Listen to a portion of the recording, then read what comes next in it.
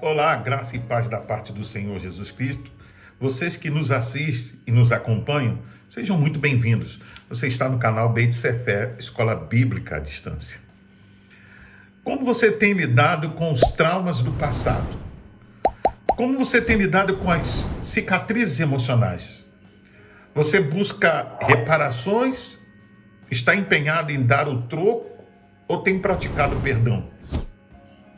Você já conseguiu ressignificar o trauma vivido e ele não lhe causa mais dor?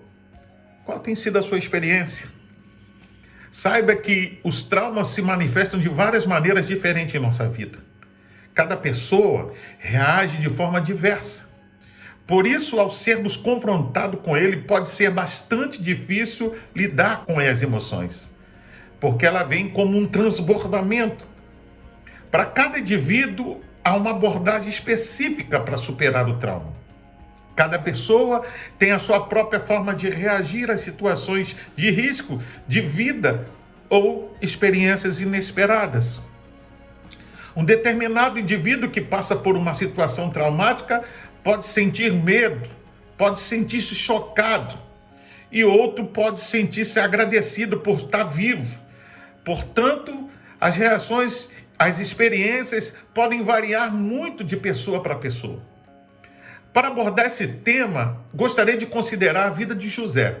Eu não sei se você conhece sobre a vida dele, mas vamos ver como ele agiu para superar seus traumas, como lidou com as suas cicatrizes emocionais, o revanchismo e o perdão.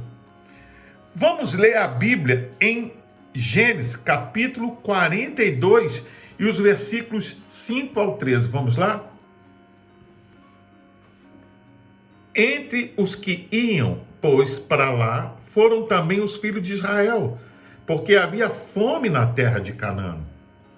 José era governador daquela terra, era ele quem vendia a todos os povos da terra, e os irmãos de José vieram e se prostraram rosto em terra perante ele. Vendo José a seus irmãos, reconheceu-os, porém não se deu a conhecer, e lhes falou asperamente e lhes perguntou: de onde vieste?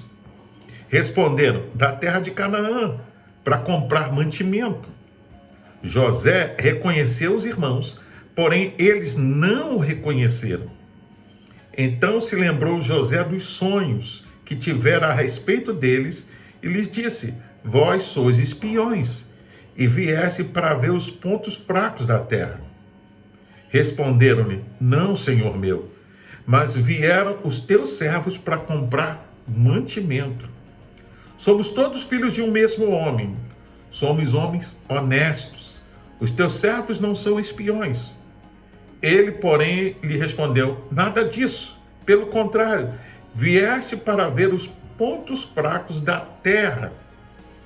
Eles disseram: não, nós, os teus servos, somos 12 irmãos, filhos de um homem na terra de Canaã. O mais novo está hoje com o nosso pai, outro já não existe. Pois bem, apesar de todo o sofrimento e traumas que José tinha vivenciado no passado, a sua vida, após diversos reveses, foi mudada drasticamente por Deus. Agora, a realidade é outra. Não temos mais como contexto aquele adolescente inexperiente que havia vindo para o Egito como escravo quando fora vendido por seus irmãos. José, após interpretar o sonho de Faraó, tinha sido nomeado ministro das finanças ou da fazenda. E o seu nome foi mudado para Zanefate Paneia, que significa Salvador do mundo, ou o sustentador da vida. Gênesis 41, 45. O período de fome que José predisse fez com que muitos povos descessem ao Egito em busca de grãos, pois a fome era gravíssima. Diante da realidade, Jacó não vê outra solução a não ser enviar seus filhos ao Egito para comprar comida. É nessa ocasião que se dá o reencontro de José com seus irmãos, fazendo ele relembrar tanto os sonhos como os traumas que tivera no passado. Eles, ao chegarem, se prostram diante dele. Então ele os reconhece, porém não se dá a reconhecer e lhes fala asperamente. Isso é o contexto do texto. Em primeiro lugar, nós vemos José sendo confrontado com o passado. Talvez naquela altura, José não pensasse jamais em rever a sua família.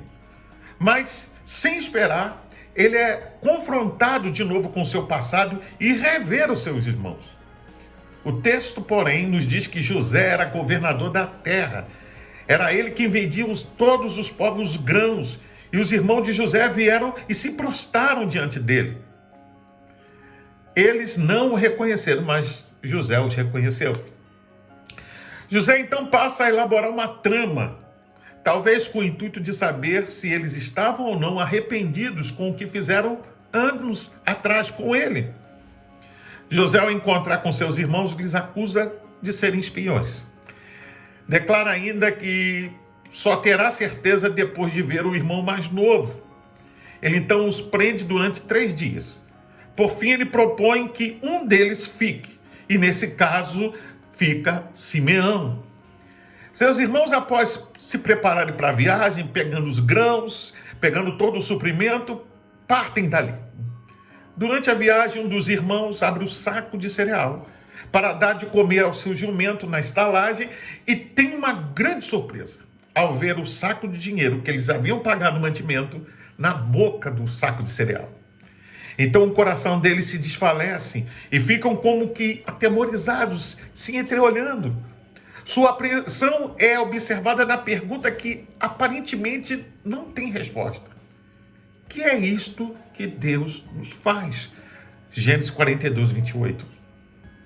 Quando os seus irmãos voltam de viagem, José usa novamente outra estratégia durante o banquete, talvez com a intenção de despertar algum tipo de ciúme entre eles, tal como havia no passado. Diz o texto, Gênesis 43, 34, que lhe apresentou porções que estavam diante dele, mas a de Benjamim era 5 vezes maior. Mesmo ao verificar que Benjamim estava sendo mais bem servido, seus irmãos não o invejam. José então passa a verificar quanto os seus irmãos haviam mudado. Apesar de toda a experiência vivida por José, Deus permite que o passado dele venha revisitá-lo, para que ele e seus irmãos pudessem tratar de maneira correta as cicatrizes do passado, agora sob a perspectiva de Deus. Em segundo, nós vemos como José consegue guardar o seu coração do revanchismo. José passa a observá-los, pois diz o texto que ele fala por intérprete. E o texto diz lá em 42, 21 ao 23, então disseram uns aos outros, na verdade nós somos culpados no tocante ao nosso irmão, pois lhe vimos a angústia da alma quando nos rogava, e não nos acudimos, por isso nos vem esta ansiedade. Respondeu-lhes Rúben, não vos disse eu, não pequeis contra o jovem, e não me quiseste ouvir, pois vede aí, aqui se requer de nós o seu sangue. Eles, porém, não sabiam que José entendia porque ele falava por intérprete. José, ao ouvir seus irmãos comentarem sobre o episódio da traição feita por eles a ele, se comove e se retira para chorar. Consciente das mudanças ocorridas e do arrependimento, José então se revela a seus irmãos e lhes dirige a seguinte palavra: agora, pois, não vos entristeçais, nem vos irriteis contra vós mesmo por me haveres vendido para aqui, porque para a conservação da vida Deus me enviou adiante de vós. Na revista corrigida diz, Deus enviou diante da vossa face. Isso está lá em Gênesis 45, verso 5. José, apesar de todo o sofrimento que passou, havia aprendido a confiar em Deus e durante todo o tempo não guardou ódio, rancor ou qualquer outro sentimento perverso ou de revanchismo. Ao dizer, não vos entristeçais, nem vos irritei contra vós mesmo, José entendia que após passado tantos anos, a imagem do seu sofrimento estava viva em suas memórias. Apesar de ter nas mãos o poder para levar a efeito uma revanche, reconhece que foi o próprio Deus que enviou ele adiante dos seus irmãos.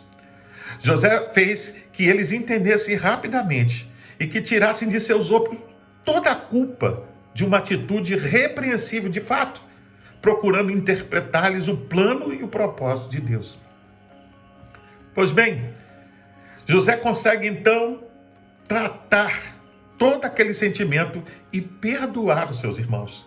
Porque o pior erro é não se perdoar e nem perdoar o próximo. Podemos verificar que no encontro de seus irmãos com José, os anos não permitiram que a imagem da traição e do trauma causado fosse apagado das memórias dos seus irmãos.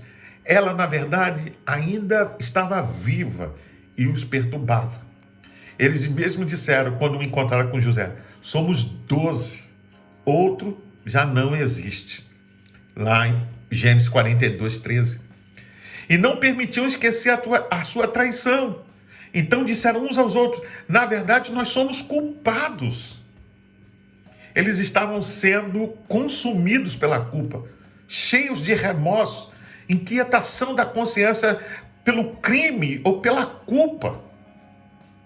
Veja que após a morte do seu pai, seus irmãos temem, pois pensavam que José iria persegui-los e retribuir certamente com o mesmo mal que antes eles haviam feito, ou seja, executar uma vingança completa pelo crime de o terem vendido como escravo. Tal qual Jacó e Esaú, se lembra dessa história? Gênesis 32, 33, havia uma pendência a ser tratada. Eles lembraram a José que o seu pai ordenou antes da sua morte, dizendo, perdoa, pois, a transgressão de teus irmãos e o seu pecado porque te fizeram mal. José chora quando ouve tal relato, pois lembra-lhes, na verdade, vocês intentaram mal contra mim. Isso é fato. Porém, Deus tornou em bem para fazer o que vocês podem ver agora, em conservar a vida de muita gente. Está lá em Gênesis 50, verso 20. A declaração surpreendente de José mostra como ele havia amadurecido durante os anos de separação familiar e revela ainda a sua compreensão sobre os eventos históricos. Ele diz, não temais, acaso estou eu no lugar de Deus? Gênesis 50, versículo 19, a parte B. José mostra que está curado e com todo o amor lembrou-os de que a mão de Deus estivera em tudo o que acontecera, que o Senhor operara naquele sentido para o bem de todos. Assegurou-lhes seu continuado amor e prometeu que cuidaria das suas necessidades durante o tempo dos anos que haveriam de fome, não só deles, mas de toda a família. José diz a seus irmãos, porque para a conservação da vida, Deus me enviou diante da vossa face. Isso demonstra que José agora tinha plena consciência que Deus havia lhe enviado ao Egito para a conservação não só de sua família, mas de toda uma geração e principalmente para que o plano de Deus não sucumbisse diante daquela tremenda adversidade. Deus usou a sua vida para preservar a vida por um grande livramento e desta forma a sucessão na terra de seus descendentes estaria garantida. José compreendeu desta forma que não havia lugar para ressentimento e revanches. O propósito providencial era mais significativo do que qualquer ato de menor importância praticado por homens mortais. Aquele propósito envolvia a preservação de um remanescente que seria usado na realização da vontade do Senhor na terra. Por fim, como você tem lidado com seus traumas do passado? Você tem culpado a Deus, as outras pessoas, ou como José, você compreende que Deus tem um plano muito maior para a sua vida? Veja, talvez você nunca seja uma grande figura no cenário ou de relevância mundial, como foi José. Deus nunca te deu uma interpretação de um sonho que mostra o destino da humanidade. Mas saiba de uma coisa, Deus tem um propósito para cada vida e Ele tem também para você. Podemos observar ainda que mesmo José estando longe da sua família e da sua terra, nunca se esqueceu ou culpou a Deus por suas desventuras, ou seja, tampouco atribuiu a Deus alguma falta. Eu concluo afirmando que, ao permitir que o passado voltasse novamente para assombrar José e aos seus irmãos, Deus permitiu que ele tratasse dele de maneira correta, de maneira adequada. Agora, sob a perspectiva do próprio Deus. Isso nos mostra que precisamos tratar bem o nosso passado para que possamos seguir em frente. Não devemos nunca permitir que outras pessoas ou situações nos desviem dos nossos sonhos e projeto de Deus para a nossa vida. Antes de encerrar, eu quero convidar você a se inscrever no canal. Clique aqui no link aqui embaixo. Deixe o seu like, faça o seu comentário, compartilhe com seus contatos para que mais e mais pessoas possam ser alcançadas por essa palavra e que você possa também nos ajudar na divulgação desse canal. Que o Senhor te abençoe e te guarde. Que a graça de Deus possa estar sobre você e a vida da sua família. Saiba, lembre-se, Deus tem um projeto para você, um projeto para a sua família. E Ele quer cumprir na sua vida o seu propósito. Fique na paz. Deus te abençoe.